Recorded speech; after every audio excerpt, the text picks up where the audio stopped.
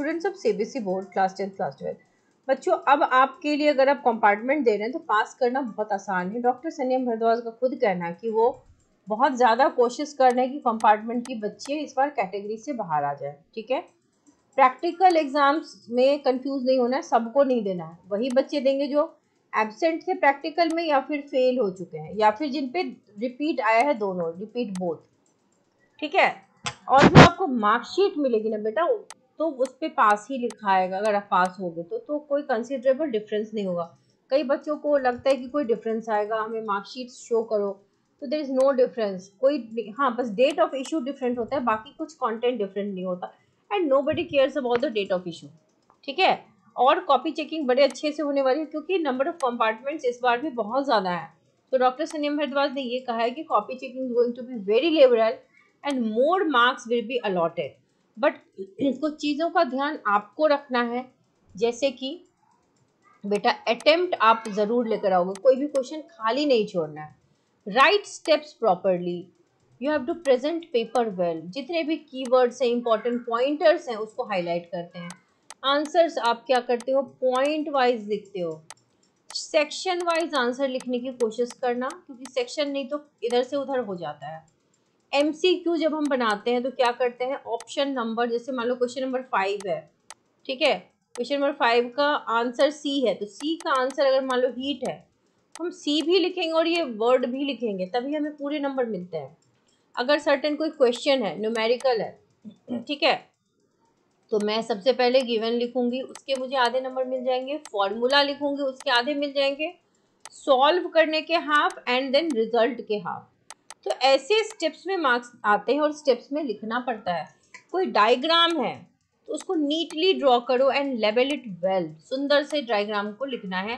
Hand writing ऐसी नहीं होनी चाहिए कि बिल्कुल समझ ही ना आए टीचर को, कि मजबूर होकर काट दे। ठीक है, और कई बच्चे जानबूझ के आंसर्स रिपीट करते हैं। मान लो कि किसी क्वेश्चन में और है, मतलब आइदर दिस या दिस, ए और बी, तो बच्चे ने अगर दोनों लिख दिया है, ठीक है, तो क्या होगा, टीचर के मूड पे, अगर पहले आंसर में आपके 4 में 3 आ रहे और दूसरे में 4 आ रहे, तो टीचर चाहे तो इसको काट सकता है, इसमें पूरे नंबर दे देगा, मतलब 3 दे देगा और आपको 4 ना दे। टीचर एथिकली कई बार करते हैं कि यहाँ पे देखिए नंबर दे दिए, लेकिन फिर जब देखा यहाँ पे पूरा आ रहा है तो इसको काट देता है। But according to the rule teacher ने पहले में जो मार्क्स दे दिए वही ठीक है। ठीक है, एक और चीज आपके फायदे में है कि अगर मान लो कोई क्वेश्चन है जिसमें टीचर ने मिस्टेकनली टिक मार्क कर दिया लेकिन आपने गलत लिखा है, तो भी according to the Supreme Court उनको आपको उस क्वेश्चन के नंबर देने पड़ते हैं। तो आपके लिए चीज़ें बहुत आसान है। अगर जिन बच्चों ने एनसीईआरटी के बैक आंसर्स याद कर लिए हैं, PYQs, sample papers and revision shorts देख लिया है, तो उनके लिए तो बहुत अच्छा है, नो इश्यूज। अभी भी अगर किसी ने कुछ नहीं किया तो बेटा एटलीस्ट 5 ईयर्स के पीवाईक्यूज याद कर जाओ। आप कम से कम इतना तो ज़रूर कर लोगे कि आप पास हो जाओगे। अभी भी 15+ डेज बचे हुए हैं एग्जाम में, करेक्ट? तो उस टाइम को वेस्ट मत कीजिए, यूटिलाइज कीजिए। CBSE is putting hard efforts कि आपको लिबरल मार्क कर दे, लिबरल मार्क करे।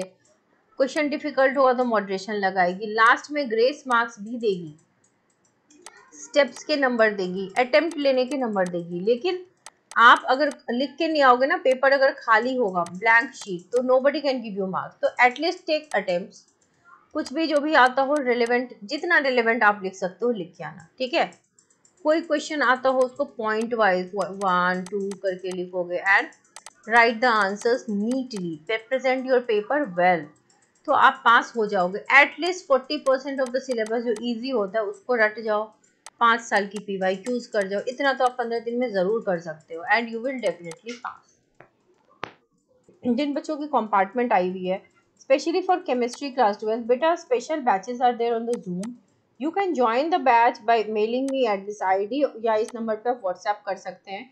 आपको क्लासेस मिल जाएंगी, लाइव क्लासेस भी होंगी, एंड जो क्लासेस ऑलरेडी डन है उनकी आपको रिकॉर्डेड लेक्चर्स मिल जाएंगी। स्टडी प्लान होगा, 2 वे कम्युनिकेट करेंगे, एंड जितने भी एक्सपेक्टेड क्वेश्चंस हैं पर चैप्टर वो मिल जाएगी। एनसीईआरटी क्वेश्चन आंसर पर चैप्टर मिल जाएंगे, हर चैप्टर के नोट्स मिल जाएंगे आपको, देन माइंड मैप मिलेगा, formula sheet, graph, name reactions, what ever is required, PYQ, जितनी चीज़ें हमारे लिए नीडेड है एवरीथिंग विल बी गेटिंग। तो आप बैच ज्वाइन कर सकते हैं। अगर आप बैच ज्वाइन नहीं करना चाहते हैं तो डिस्क्रिप्शन बॉक्स में प्लेलिस्ट की लिंक दी हुई है जिसमें जितने भी एक्सपेक्टेड क्वेश्चन है, एंटायर कंटेंट जो आपको एग्जाम में रिक्वायर्ड है उसकी वीडियोस दिखेंगी आपको। अब वहां से भी देख करके अच्छा स्कोर कर सकते हो। आप सिर्फ एक्सपेक्टेड क्वेश्चंस भी पढ़ के जाओगे तो भी आप पास जरूर हो जाओगे, but you should write properly, correct.